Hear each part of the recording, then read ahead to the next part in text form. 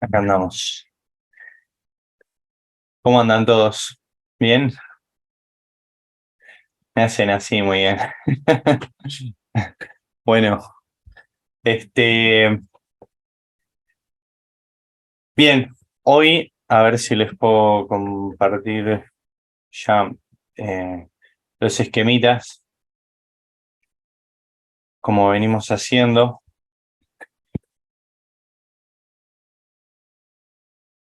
Hoy estaríamos ya, ahí aparece el esquema, ¿lo ven, no? Ya Sí, sí, sí, se ve. egresamos de la parte de la felicidad. Hoy vamos a hablar un poco de esto de la imagen de Dios. ¿eh? Si tratamos de ubicarnos otra vez en el documento que venimos leyendo, el de Biblia y Moral, vamos, se los voy a presentar acá, ahí lo tienen. No sé si lo ven en un tamaño decente o lo tendría que agrandar más. A ver, vamos a agrandar un poco más. Ahí está, ahora lo van a ver bien.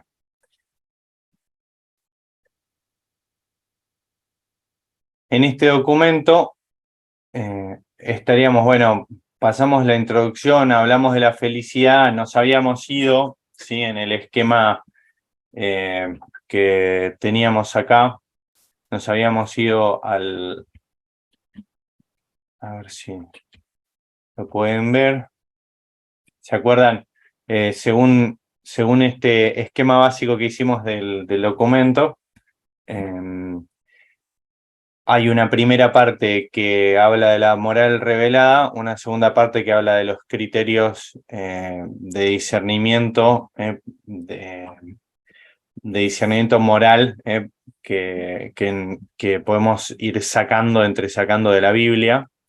Eh, Más o menos cada parte ocupa la mitad del documento, dos mitades prácticamente iguales. La parte de moral revelada está dividida también en dos partes como vemos ahí, Antiguo Testamento y Nuevo Testamento. Como queríamos empezar hablando de una moral en clave de felicidad, es que estuvimos dedicándonos a las bienaventuranzas al Nuevo Testamento, aunque eso venía después. Así que hoy, con la imagen de Dios, vamos a ir a parar al Antiguo Testamento otra vez, ¿sí? Acá, para que vean un poco otra vez en dónde estábamos parándonos, decíamos que ya desde el Vaticano II se proponía que se renueve el estudio de la moral. Acá se los voy a señalar por las dudas. Estamos acá, que se renovara el estudio de la moral y que se hiciera una exposición más científica, más nutrida de las Sagradas Escrituras, y sobre todo esto, que explique la grandeza de la vocación de los fieles en Cristo, ¿sí? Bien, y decíamos que, es a mi parecer, ¿cierto? A lo que vengo estudiando, pero decíamos que sobre todo el Papa Francisco, cuando en el 2013 escribe el Evangelii Gaudium, que es posterior a este documento que estamos viendo, eh, que es, fíjense, una encíclica, a ver si está por acá. eh, la alegría del Evangelio sería el título, una exhortación apostólica sobre el anuncio del Evangelio en el mundo actual. Ya empieza a hablar de la alegría de una. El siguiente documento así muy importante que escribió, exhortación apostólica, Gaudete et exultate, otra vez, alégrense y regocíjense, sobre el llamado a la santidad en el mundo actual. Eh, el Papa empieza a poner todo en clave de alegría y de felicidad, ¿sí? Y también va a empezar a poner la moral en clave de alegría y de felicidad. Tanto, decíamos los otros días, que en este documento Gaudete et Exsultate sobre el llamado a la santidad, que él dice que la felicidad es, el llamado a la felicidad para nosotros es el llamado a la santidad. En este documento no va a comentar los 10 mandamientos, sino que va a comentar especialmente y va a centrarse en las bienaventuranzas, en la felicidad, ¿sí? Acá, para que repasemos, puse algunos dibujitos, ¿sí? La felicidad para nosotros, como algunos habían dicho en el primer encuentro, hoy vamos a hacer participación por el chat para otra cosita más. Algunos decían que tenía, en línea con el documento que venimos leyendo, que se trata de una vida plena, ¿eh? Y decían algunos que se trataba de momentos puntuales, otros de un estado, ¿eh? Podríamos decir que la felicidad para nosotros es un estado dinámico, ¿sí? Y digo la palabra dinámico porque ahora, hoy la vamos a volver a ver con este tema de la imagen de Dios, ¿eh? La felicidad es un estado dinámico, está marcado por momentos, ¿sí? El tiempo, los momentos, la relación a la temporalidad,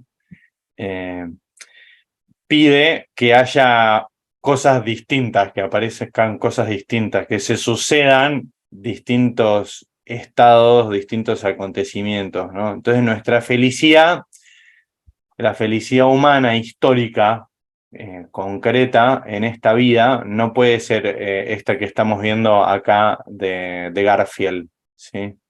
No sé si se acuerdan de Garfield o no, yo me acuerdo de chiquito de este dibujito que me ponía nervioso porque el gato este habla sin abrir la boca. La felicidad de Garfield, como es un gato, no es una persona, es estar echado en el sillón, ¿sí? Tener comida, poder ver la tele en este caso, y listo, está todo bien, ¿eh? El ser humano nos damos cuenta que la felicidad implica algo dinámico, implica un dinamismo interno. Cuando poseemos lo que pensábamos que necesitamos, seguimos estando inquietos y seguimos teniendo que movernos. Nos aburrimos de tener lo que queríamos y empezamos a querer algo nuevo, ¿eh? Decíamos por eso también que la felicidad para nosotros tiene relación con un estado espiritual o interior, ¿sí? Acá lo vamos a remarcar un poco si podemos, ¿sí? Con un estado espiritual o interior, aunque se den todas las condiciones externas y todo, si no estamos interiormente bien,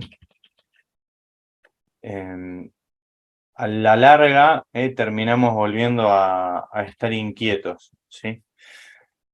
Bien, hasta ahí vamos. Las bienaventuranzas entonces el otro día nos ayudaban también a darnos cuenta de que de alguna forma, a pesar del estado exterior, Dios nos sigue abriendo la posibilidad de la felicidad a todos, ¿eh? Y que la felicidad del Evangelio, la felicidad del reino, se manifiesta a veces en esta vida exteriormente como de manera pobre, deslucida de pronto, ¿sí?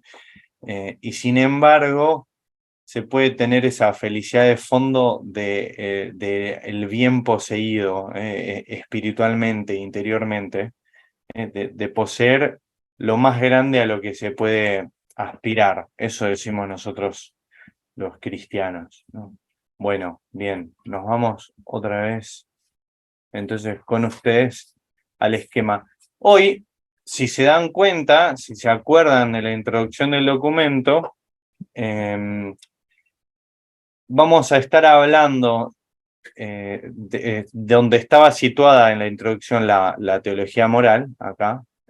Vamos a estar hablando de antropología, ¿sí? Más que nada. Cuando decimos el hombre es creado a imagen de Dios, estamos hablando de una antropología, una concepción acerca del ser humano, que nosotros lo creemos como revelación, ¿no?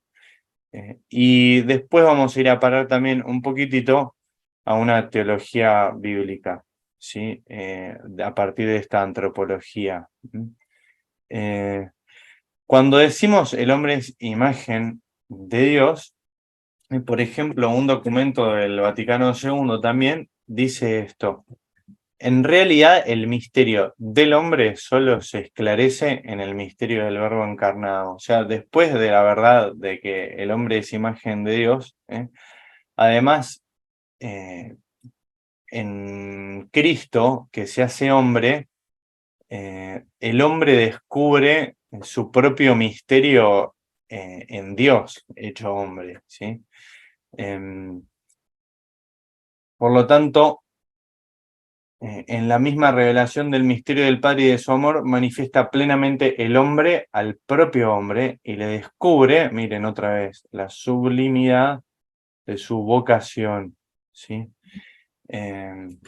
Saber que somos creados a imagen de Dios, a partir de Cristo toma una fuerza enorme, impensable, ¿sí? Si ya era mucho decir que el hombre es creado a imagen y semejanza de Dios, el tremendo llamado que significa que Dios se haga hombre y nos invite a ser Dios imagen de Cristo como hijos, bueno, ya entonces la moral cristiana nos presenta un mensaje de una gran alegría, una gran dignidad del hombre.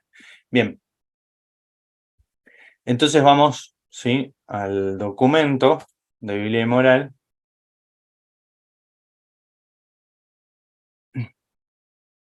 El don de la creación en el libro del Génesis. Acá aparece, yo los muestro en pantalla. Ahí estamos. La Biblia nos presenta a Dios como creador de todo lo que existe, especialmente en los primeros capítulos del Génesis y en una serie de salmos, ¿sí? Ah, perdón, me olvidaba algo que quería decir antes de empezar y que ustedes tenían que participar en el chat. Esperen, para hablar de esto de la imagen de Dios. Así que volvemos al esquema, que se los muestro de nuevo. La gran pregunta que salía el otro día cuando decíamos justamente que la moral como moral revelada implica la grandeza de una vocación, decíamos, por lo tanto, que hay que ser llamado a vivir esta vida cristiana, así que a veces nosotros le aplicamos nuestra moral así a cualquiera, pum, se lo tiramos encima, y hay que poder descubrir el llamado a vivir este seguimiento.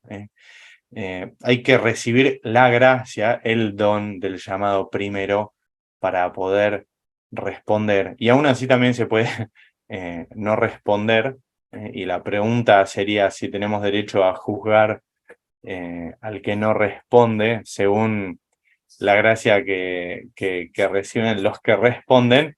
Y salía esta pregunta que hizo alguien en el chat y que me parece central. Hoy vamos a responder esta pregunta. Si la moral cristiana depende de un llamado, de una vocación, la pregunta es, ¿todos son llamados? Miren, acá les puse un meme también. ¿Todos son llamados? Gran pregunta.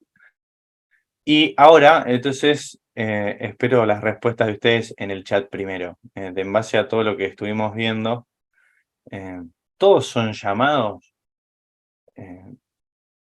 ¿Qué podemos decir de esto? ¿Qué se animan a decir?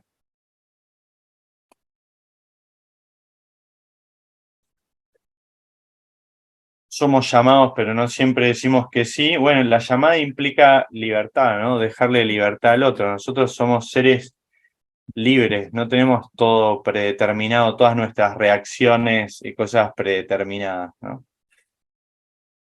Todos son llamados y pocos los elegidos. Sale ahí un evangelio, ¿eh? Un evangelio. Sí, porque el Señor no deja de buscarnos, ¿eh? Somos llamados y buscados constantemente.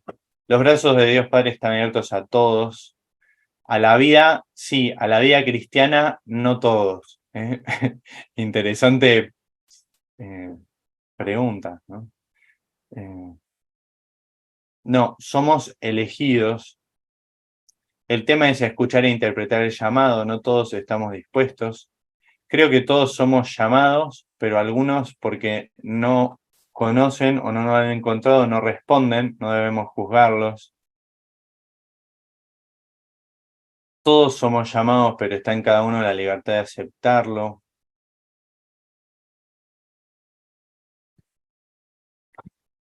Acá les voy a poner un ejemplo que me parece muy interesante respecto de la moral, porque es tremendo.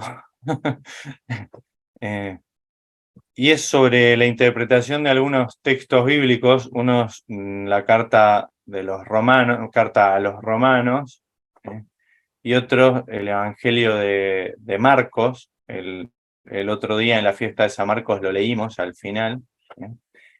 Jesús, por ejemplo, dice, bueno, vayan y bauticen a todos, ¿no? En el envío final universal. Y después dice, bueno, el que crea y se bautice se salvará, el que no crea y no se bautice se condenará, ¿no? ¡Pum! En la antigüedad, esto le pasó a San Agustín, estamos hablando todavía de la etapa de los padres de la Iglesia. Se empezó a discutir sobre el tema del llamado universal y de la salvación universal, un gran problema moral. Por aplicar ideas que son metafísicas y generales a la moral concreta e histórica, a veces se dijeron brutalidades, aplicando textos, lo podríamos decir así, aplicando el dogma, ¿sí? Directamente, tirándolo a la moral histórica concreta, de pronto se dijeron brutalidades. Ustedes habrán escuchado, por ejemplo, a ver si escucharon esto, estoy seguro que sí, que en la antigüedad se decía, bueno, el que no se bautiza entonces se va al infierno, se condena, justamente. Esto lo decía San Agustín. Está canonizado el tipo, y lo seguimos estudiando. Pero, y él lo justificaba con estos textos. Y decía, bueno, Dios abre la salvación, la posibilidad de la salvación a todos, pero no se puede desconocer el hecho, y acá tiraba otros textos, el hecho del pecado original, la caída en el pecado. Hoy vamos a leer algo de Génesis. Esto no se puede negar. Entonces, los que no se bautizan, dice San Agustín al final, bueno, se condenan, es justo que se condenen, porque desde su nacimiento por el pecado original son culpables, heredaron la culpa. ¿Sí?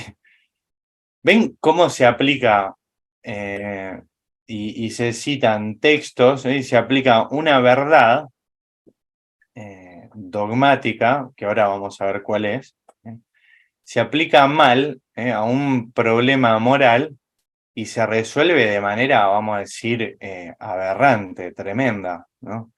Las pobres personas que jamás van a escuchar el Evangelio ni saber que existe un bautismo van al infierno y Dios las condena justamente, con justicia. Es un montón. ¿Por qué? Porque existe el pecado original. Mira.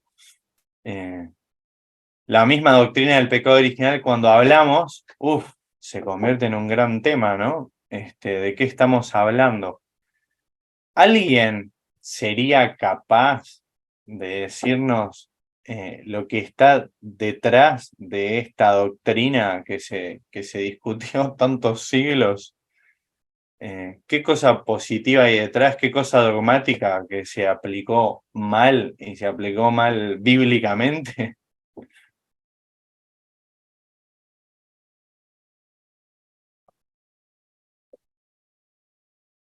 Vamos a ver si alguien escribe en el chat si se animan.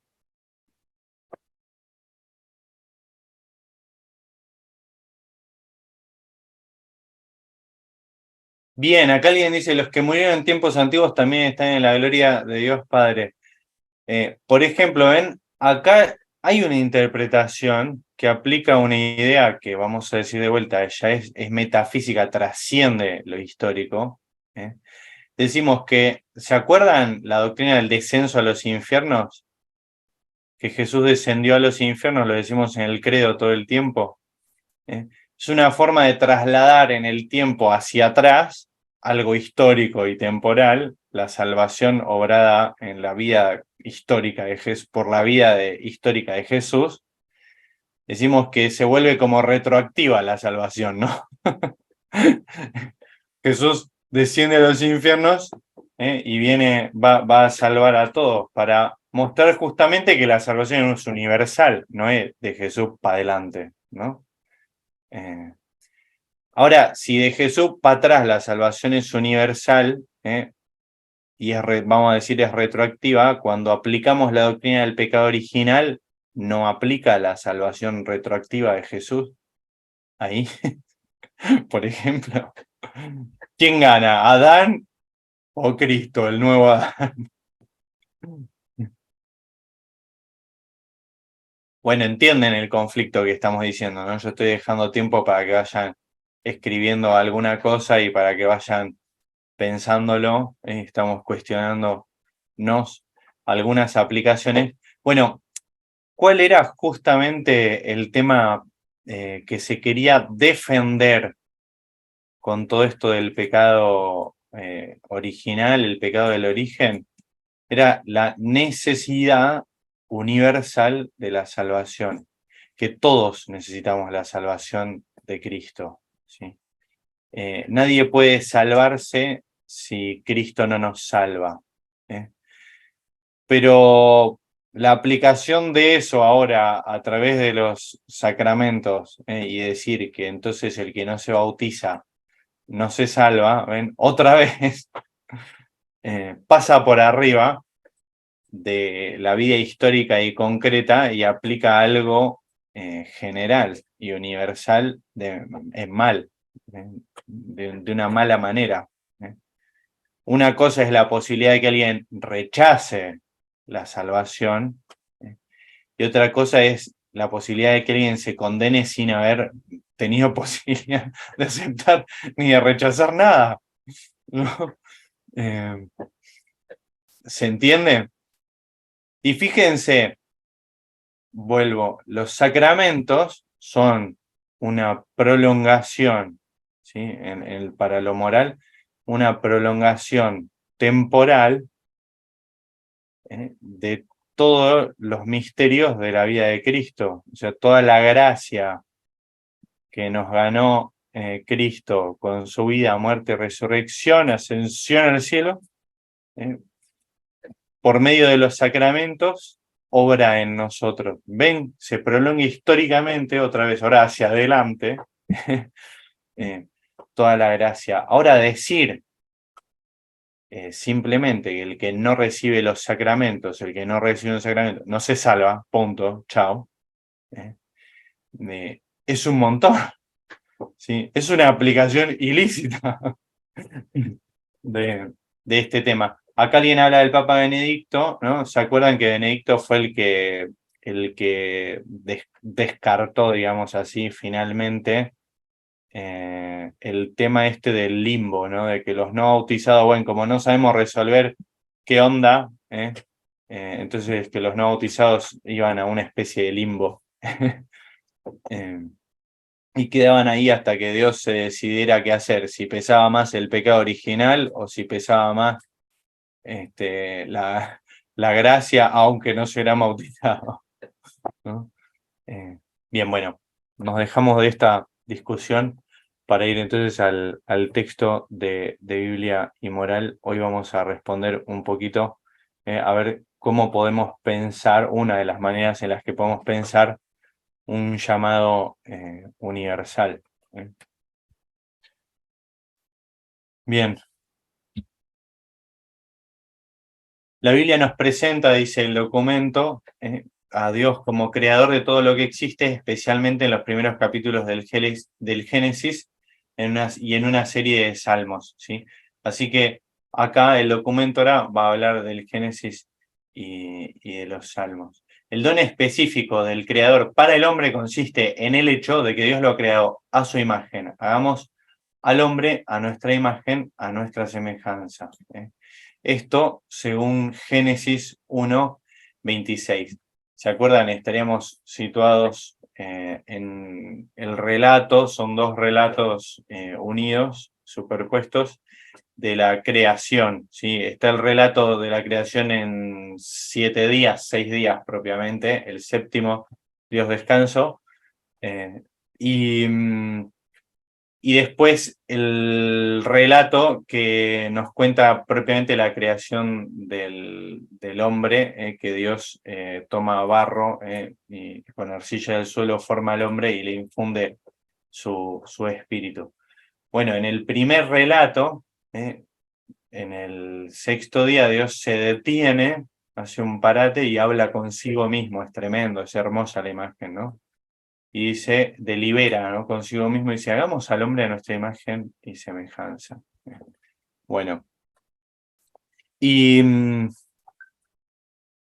la cuestión de la imagen, que es por creación, ¿sí? Vamos a decir, históricamente hablando, es previo a la redención en Cristo, nos puede permitir, por ejemplo, pensar en un llamado, en una vocación, ya que está escrita en el corazón del hombre universalmente. Hay un llamado universal porque somos creados a imagen y semejanza de Dios. Y es más, ¿sí? Hay algo más hermoso. Por la venida de Cristo, nosotros decimos que lo que Dios estaba pensando cuando dijo vamos a hacer el hombre a nuestra imagen y semejanza, estaba pensando en su Hijo hecho hombre, ¿no? Estaba pensando en Cristo. Esto es una novedad. Entonces, ven, la vocación cristiana en ese sentido es una vocación universal. Está inscrito en nosotros el ser imagen y semejanza de Dios en Cristo. Cristo como el modelo que Dios tenía, ¿sí? Bien, esto por ejemplo, bueno, primero vamos a verlo en algunas cosas en que se manifiesta el ser imagen. El documento este lo dice en 6 puntos que están viendo ustedes ahí, no los están viendo todos.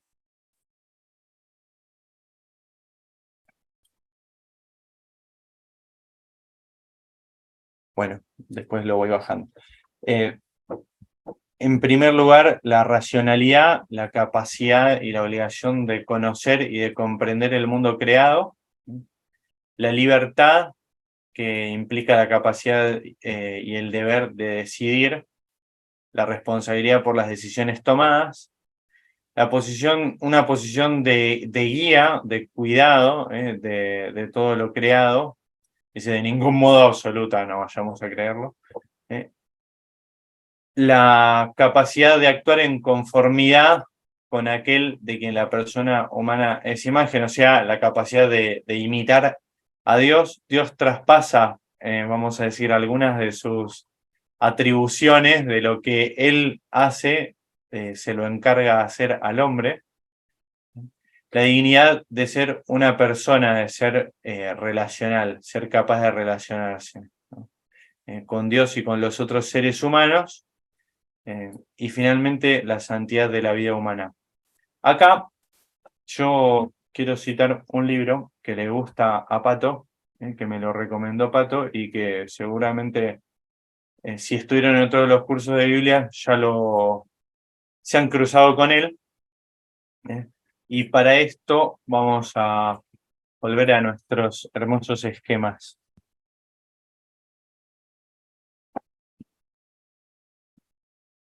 Vamos a hacer desaparecer esta segunda parte del documento.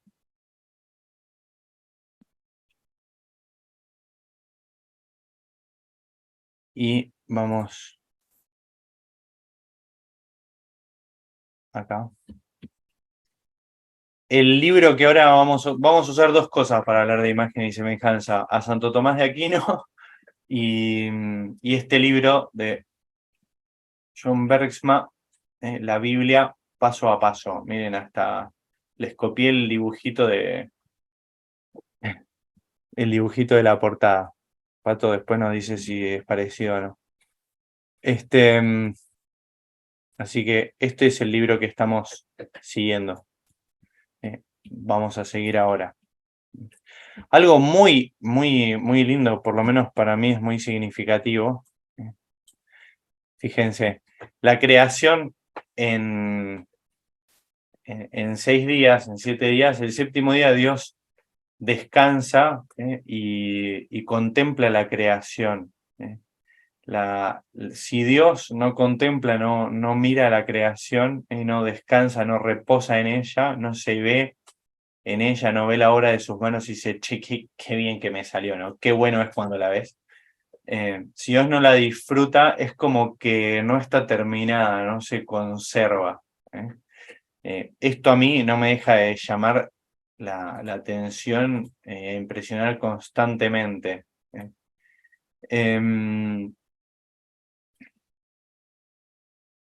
Bien, cosas que, según este libro de John Bergsma, en el relato de la creación del Génesis, bueno, en realidad entre los capítulos 1 y 2 particularmente del Génesis, muestran la enorme dignidad de Dios y cómo el hombre es imagen y semejanza de Dios.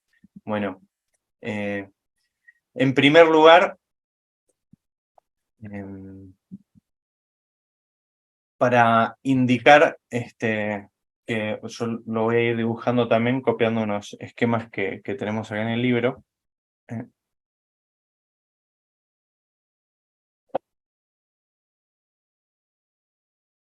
Se nos indica que Adán fue colocado en el jardín para que Dios plantó un jardín y Adán fue colocado para que lo cuidara y lo trabajara.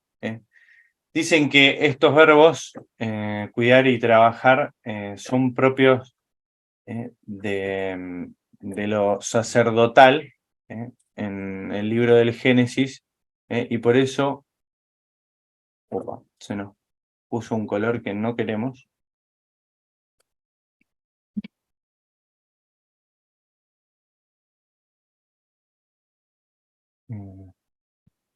Y por eso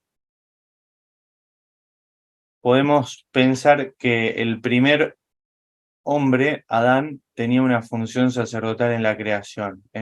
Cuidar y trabajar son funciones también que se realizan en el templo.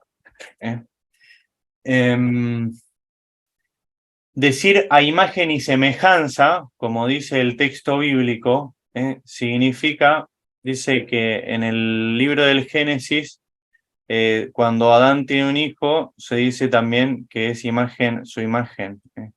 Que decir imagen y semejanza implica particularmente, acá brilla vamos a hacer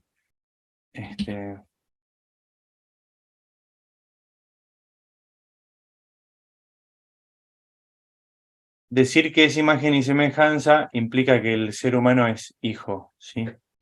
Decir que fue puesto en el jardín para cuidar y para trabajarlo implica decir que fue sacerdote, que era sacerdote, ¿sí? Hasta ahí se va leyendo todo, ¿no? Estoy viendo que no están viendo exacto. Esperen, perdón. Ahí va. Ahora sí.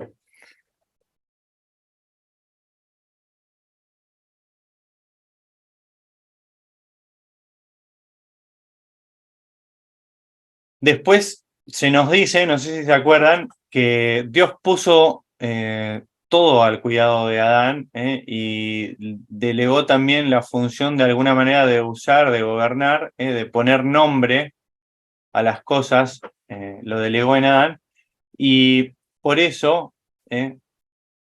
también el ser humano original decimos que tiene una función real. Tiene el dominio sobre todas las criaturas de la tierra, somete a todos los seres vivientes, le dice Dios, y que mande. Además, el ser humano, cuando Dios lo invita a ponerle nombre a todas las cosas de la creación, lo invita de alguna manera a hablar en su nombre. Y se dice, por eso entiende este autor, bueno, que estoy haciendo la boca abierta para que hable este pobre Adán, que también tiene una función profética. ¿Sí? ¿Se acuerdan? El hombre puso nombre a todos los seres vivientes. Igual la mejor parte de la función profética del hombre está cuando Dios saca de la costilla a la mujer y el hombre habla y se convierte en poeta directamente. Esta sí que es carne de mi carne y huesos de mis huesos. Se llamará mujer. Hablar, el hombre a partir de ese momento dicen que se convierte en poeta. ¿Sí? Y en última instancia, justamente la creación de la mujer en la que finalmente el hombre puede, el ser humano Adán puede reconocerse. John Bergsma dice que lo convierte también al ser humano original en esposo. Ahí tenemos un anillo de esposo.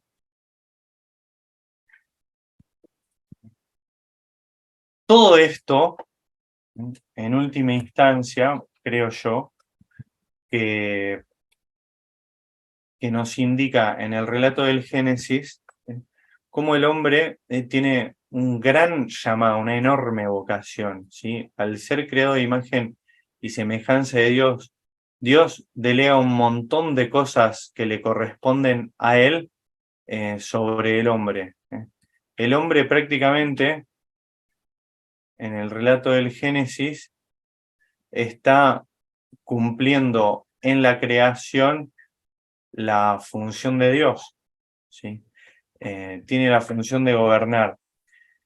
Así va a decir, por ejemplo, Santo Tomás, para hablar de la moral, que el hombre pone leyes, es capaz de conocer las leyes del universo, es capaz de poner leyes porque Dios comparte con él su función real, su función de gobernar.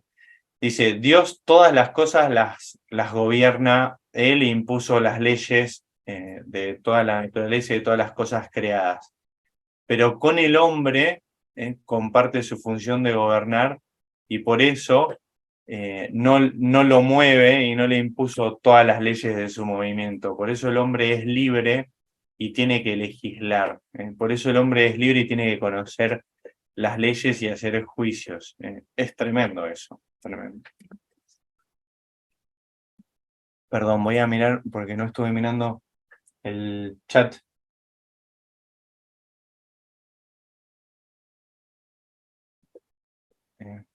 Bueno, acá hay un último planteo que lo vamos a ver la próxima, esto de decir que no hay salvación sin la Iglesia Católica, y esto, bueno, lo vamos a ver después.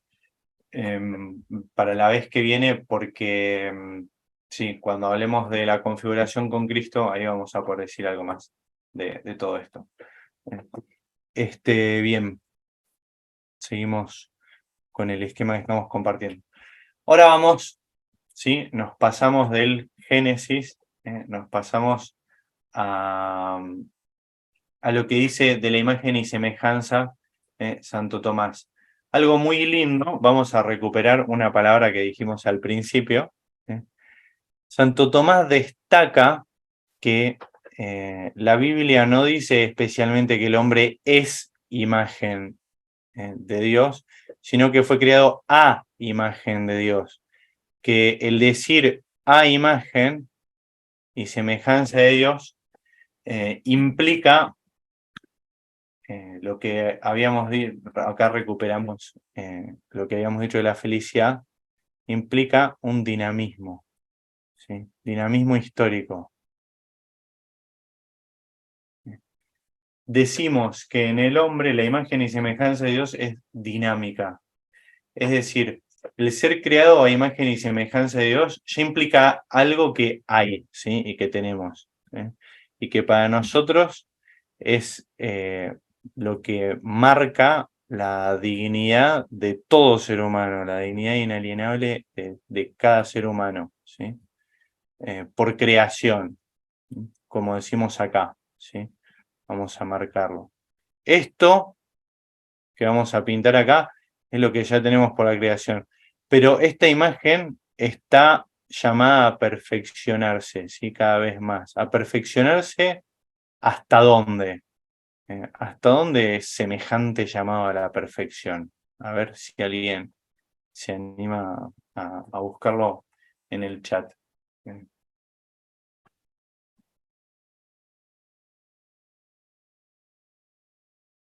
A decirlo, dije a buscarlo, a contestarlo. Hasta la santidad me gusta. Y a ver, dale, sigan conectando. El llamado a la santidad es un llamado, más en concreto, a hacernos semejantes a quién. Vamos todavía, hasta la configuración con Cristo. ¿Sí? ¿Ven? O sea, Dios va también en su pedagogía, esto es muy propio de la moral. Dios en su pedagogía, esto así podríamos tomar todo el camino de la revelación bíblica, va de a poquito mostrándole al ser humano de manera más y más evidente cuál es la grandeza de la vocación a la que está llamándolo.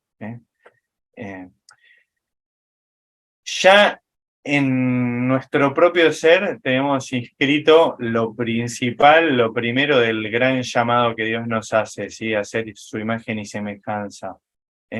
Pero el que llega a conocer el mensaje de Cristo y lo que implica, entonces conoce en toda su grandeza, en toda su plenitud, la vocación a la que está llamado, ¿sí? Es una gran pedagogía y una gran dinámica. Por eso es que el tema que nos falta para la vez que viene, ¿cuál es? Justamente, y que va a hablar también este documento, la configuración con Cristo, ¿sí? La configuración con Cristo.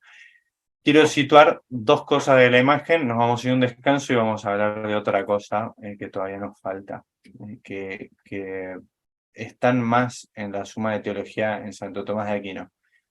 Santo Tomás, ¿sí?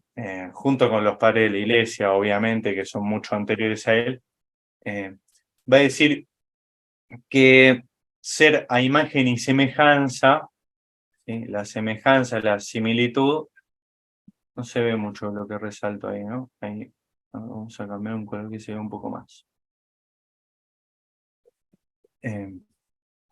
Que para ser hecho a imagen, primero, dice, no alcanza con ser semejante, ser parecido. Dice, un huevo se parece a otro huevo y no fue hecho a imagen uno del otro, ¿sí? Se parecen porque son semejantes, pero no fue un huevo hecho a imagen del otro huevo. Simplemente son parecidos porque se parecen en la figura, en la forma, provienen, no sé, de todos de la misma gallina, pero la similitud no alcanza para decir que algo fue hecho a imagen. Para ser hecho a imagen, esa semejanza tiene que ser con, vamos a decir, con un original, tiene que ser copiado, ¿sí? Esto es lo que decíamos, de tremendo, o sea, Dios pone algo de sí mismo realmente en el ser humano, para poder decir que el ser humano está creado a imagen. Es muy fuerte por eso lo que decimos. No decimos, bueno, el ser humano es parecido a Dios, eso podría ser por casualidad. ¿Sí? Bien, y va a decir algo más. Acá vamos a unir con Cristo, pero Cristo lo dejamos para la vez que viene, pobre. Va a decir, la razón que hace imagen, ¿sí? Que nos hace imágenes de Dios, se puede comparar como, por ejemplo, el Hijo, en el Hijo está la imagen del Padre, ¿ven? Ahí está, lo voy a anotar, en el Hijo está la imagen del Padre, por naturaleza. ¿Sí? Acá, la relación es de naturaleza.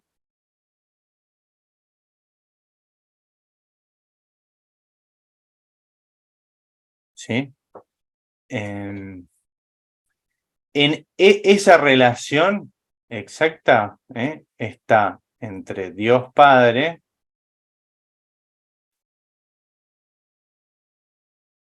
y Dios Hijo. ¿Sí?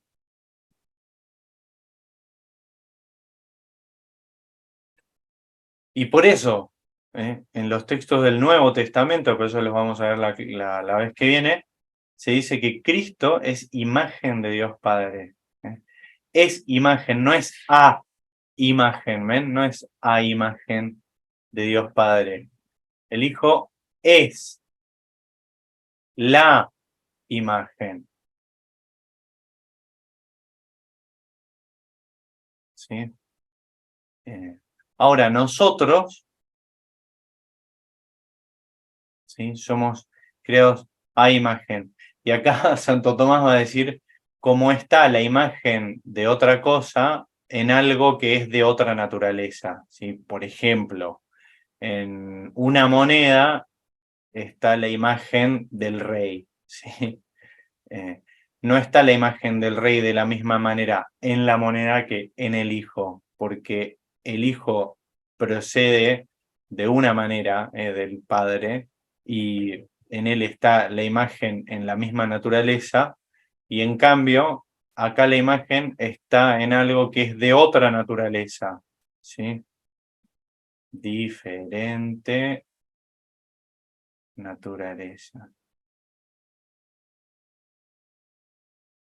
Ahora, ¿dónde está lo tremendo y fuertísimo de que Cristo se haya hecho, de que el Hijo, perdón, se haya hecho hombre? Es que el Hijo, que ya era imagen de Dios Padre, a partir de la encarnación,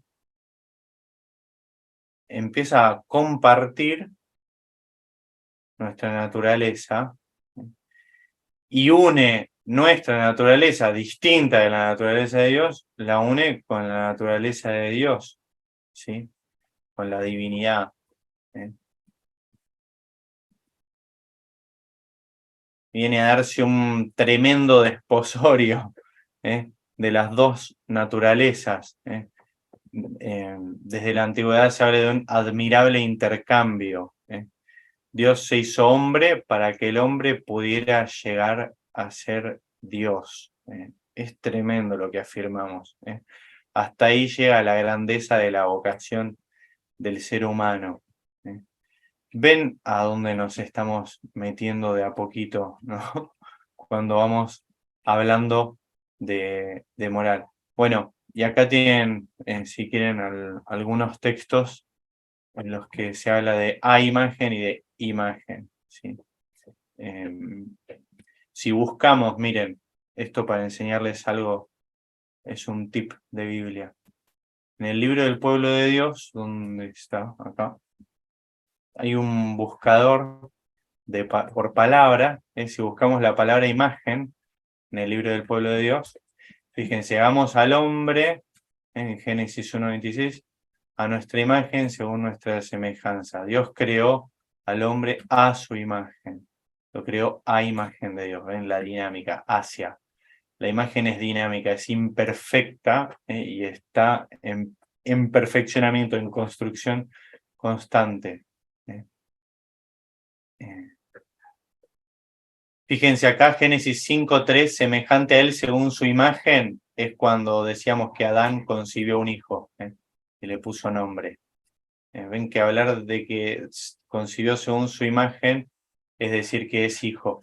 Ahora ven, de vuelta, entonces para nosotros el hombre ya en su estado original es hijo, tiene una semejanza de hijo, pero vamos a decir, en una naturaleza distinta. Lo que significa ser hijos en Cristo no se les ocurrió a los que escribieron estos textos, que ya habían llegado muy lejos.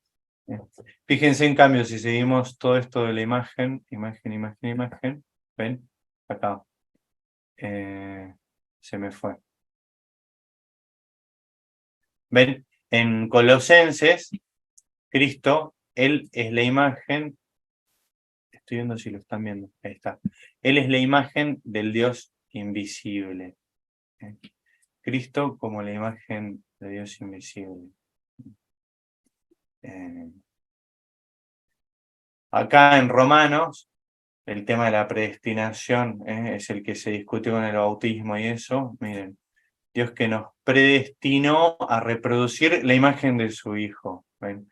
Ahora, el cristianismo interpreta que el ser humano creado a imagen y semejanza de Dios, en el fondo, está predestinado a reproducir la imagen del Hijo, que Dios tenía esa imagen en mente cuando nos crea. Es tremendo, es la grandeza de nuestra vocación. Bueno, vamos a cortar 2 segundos y volvemos a las 9 y hacemos los 15 últimos minutos para que descansen, porque me zarpé un poco, creo que me emocioné demasiado. Si alguien... justo ahí me escribieron de que cortala, flaco. Bueno, si alguien quiere, mientras tanto, se le ocurre alguna sugerencia, algo o alguna duda que podamos contestar. Acá volvemos.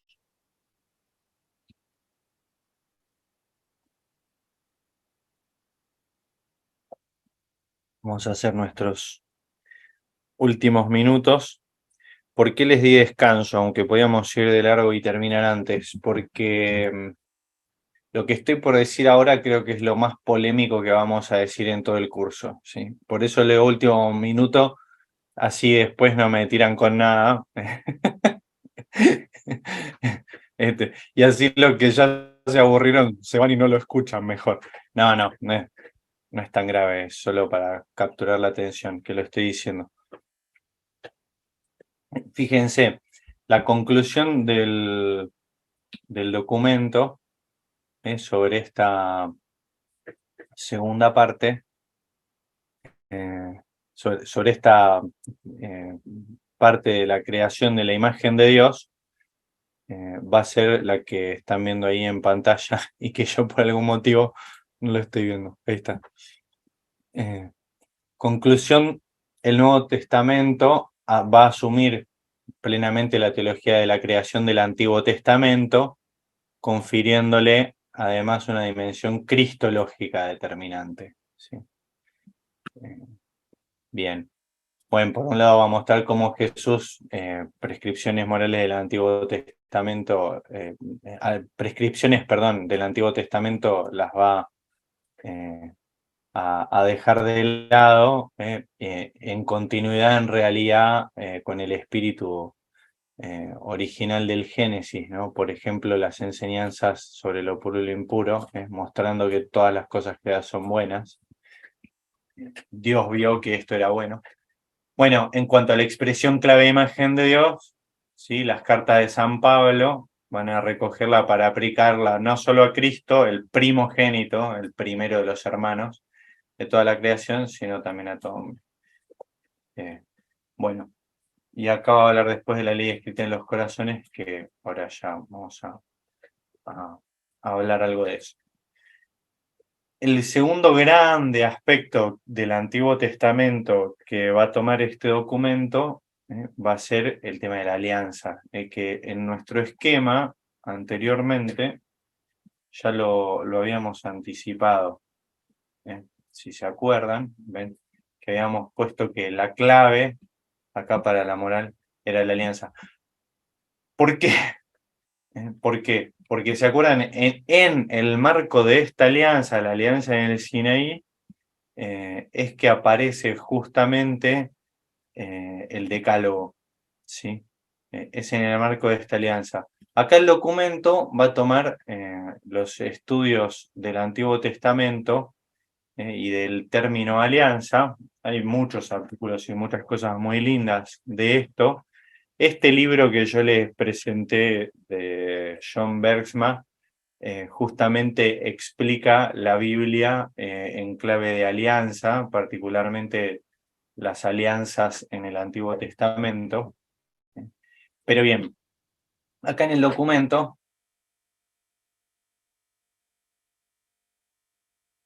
empieza por una aproximación histórica al tema de la alianza como don de Dios, como Dios que sale al encuentro del hombre, ¿sí? Y presenta que de alguna manera el pueblo de Israel progresivamente va descubriendo lo que implica la intervención de Dios en su propia historia, y va encontrando los términos para poder expresarlo. Y así sucede siempre en la historia humana, ¿sí? Se va conociendo, se va entrando de a poquito en la acción de Dios en la propia historia y se van encontrando los términos para expresarlo. Así pasó en el Nuevo Testamento también. Los que fueron testigos de la vida de Cristo siguieron reflexionando y fueron encontrando los términos para poder ir expresando qué había pasado, qué es lo que Dios hizo, ¿sí? El término alianza es un término central en el Antiguo Testamento, acuñado en el Antiguo Testamento, para hablar justamente de la relación tan particular que tiene Dios con su pueblo, ¿sí? Este concepto tan original, como dice acá, teológico, o sea, que este concepto haya ido a parar a la teología de una manera tan original, remite a un problema humano, ¿sí? A un tema humano de esa época. Las alianzas humanas. Entre los pueblos, algo habíamos dicho el otro día así al pasar, entre los pueblos o entre reyes se daban alianzas. Las alianzas normalmente se daban entre alguien que es superior y alguien que es inferior. El superior promete proteger, cuidar, beneficiar de alguna manera al inferior. El inferior no dice nada. El inferior normalmente tenía que aceptar y cumplir las condiciones que el superior le ponía. Ahora, en todo esto, y quiero que lo vean en el esquema que hice, en todo esto, en las alianzas humanas, entraban también los dioses, pero los dioses no hacían alianzas con las personas, ¿sí? Los dioses eran los testigos de estas alianzas, ¿sí? Miren, acá están los dioses. Los dioses protectores de una tribu, de un reino, eran testigos, ¿sí? Ahí están observando los dioses. Acá, uy, hice cualquier cosa. ¿Sí? Ahora, que Dios, en vez de ser el testigo de una alianza entre dos contrayentes humanos, decida Él, ¿sí?, contraer una alianza, esto es algo inusitado, ¿sí? Es enorme. Esto es una novedad. Introducir el término alianza en la teología es una novedad del pueblo de Israel, ¿sí? Donde es Dios mismo, y no un humano más poderoso o algo, el que da el código de comportamiento, el que pone las condiciones, y el ser humano tiene que responder. Bueno, se estarán dando cuenta que en medio de esa cultura es un montón, es un montón. Es un montón de decir, este es nuestro código moral, ¿por qué? Porque es Dios el que lo impuso. Es muchísimo, ¿sí? Hay en la antigüedad, ¿sí?, otros códigos morales que son parecidos, que tienen muchas semejanzas con los códigos morales que se pueden encontrar en el Antiguo Testamento, ¿sí?, con el Decálogo, por ejemplo. Estos códigos morales tenían, por ejemplo, el código de Hammurabi, es el que dibujé acá en caricatura. tenían un prólogo, una presentación, donde normalmente se alababa y se ensalzaba al genio contrayente que era superior al que iba a imponer todas las leyes a los demás. Después se daba la colección de leyes, todo el código básicamente. Después una serie de bendiciones y de maldiciones. El documento de Biblia y Moral nos dice justamente que es imposible, mirando el Antiguo Testamento, cómo está armado y ordenado, no pensar y no remitirse de alguna manera a estas colecciones de leyes antiguas y a estos pactos que se llamaban, o si ustedes lo buscan, quieren leer un artículo o algo, se llamaban pactos de vasallaje.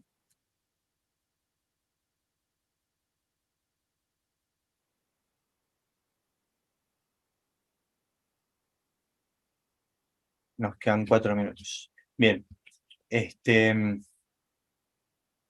fíjense todavía que acá Israel va a sentir que entonces esta alianza es un tremendo don, porque los dioses no hacían alianzas así, no contraían contratos y no se comprometían a sí mismos de esa forma, eran testigos. Acá Dios contrae este contrato y se pone a sí mismo por testigo, y él promete que va a cumplir su parte. Ahora, sí hay que señalar algo todavía en esto, en el Antiguo Testamento, ¿sí? Fíjense acá, el código de comportamiento, el código moral, en definitiva, es previo a la libertad del hombre, o sea, no se conversa ni nada, Dios lo pone, ¿sí? Vamos a decir, en este esquema, el superior lo impone, luego lo que le queda al inferior, con su libertad, o sea, libremente, es cumplir, ¿sí? Es cumplir con los términos y condiciones, ¿sí? Pero no queda a la libertad de la persona el determinar qué es lo que va a hacer y cómo se va a comportar, ¿sí? Esto es una característica de esta manera de ver. Cuando la próxima vez veamos ya la configuración con Cristo y la nueva ley en Cristo, es wow, es un montón. Y ahora que nos quedan solo 2 minutos, voy a decir lo más polémico de todo lo que tenía para decir. Santo Tomás, que no conocía estos códigos de leyes antiguos parecidos a los del Antiguo Testamento que fueron encontrados después, y que prácticamente tienen cosas morales muy semejantes a los 10 mandamientos, excepto todo lo que significan las obligaciones y la imagen que hay de Dios. Bueno, Santo Tomás va a decir que todos los preceptos, los 10 mandamientos, sí, los preceptos del Decálogo, y acá los voy a agarrar, los voy a señalar, los preceptos del Decálogo son todos de ley natural, ¿sí? ¿Qué significa esto? Que pueden ser conocidos mediante la razón humana, ¿sí? La simple razón, sin la fe, son racionales.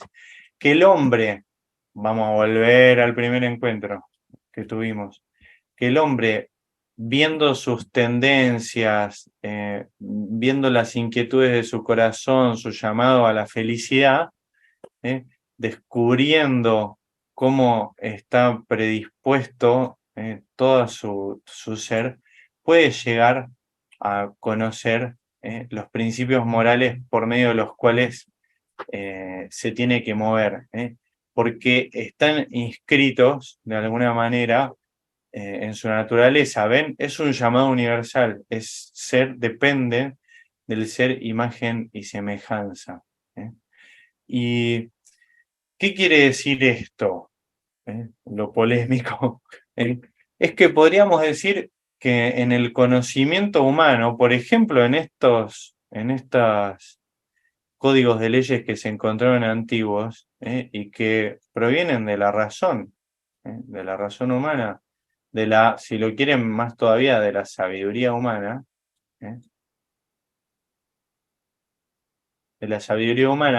En la moral de Aristóteles, ¿sí? Por ejemplo, podríamos encontrar a lo mejor un conocimiento de la ley moral que hay inscrita en el corazón del hombre por ser imagen de Dios, que esté también guiado por Dios, ¿sí? Que tal vez Dios no haya guiado solamente al pueblo de Israel únicamente para conocer la moral que Él les quería dar, que Él nos dio a todos los seres humanos, sino que tal vez haya guiado también a otros pueblos en este conocimiento, que no es absolutamente inaccesible si Dios no se revela al modo de la revelación bíblica. A lo mejor Dios lo da a conocer también por otros caminos.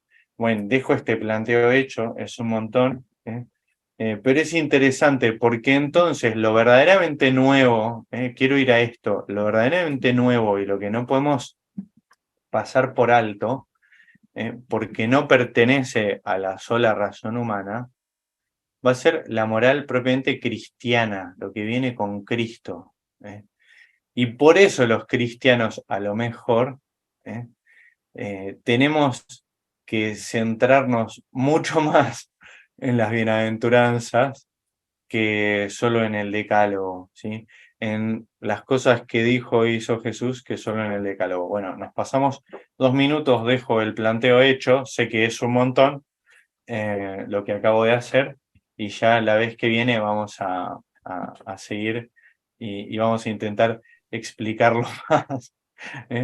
Si quieren, esto, bueno, veremos después con Pato, y lo aviso la vez que viene, si quieren que veamos la última parte del documento después, que es la que habla de criterios, que es toda la segunda parte, ahí podríamos extendernos un encuentro más. Yo esa parte pensaba dejarla como mucho apenas mencionarla la vez que viene, pero si tienen ganas, podemos extendernos una vez más después de la próxima. Pero hoy nos quedamos con esto, la próxima vamos a ver la cuarta parte, la configuración con Cristo, y bueno, nos vemos. Después, la próxima les decimos. Muchas gracias a todos, nos vemos la semana que viene. Gracias, Martín. Bueno, adiós, gracias, Pato.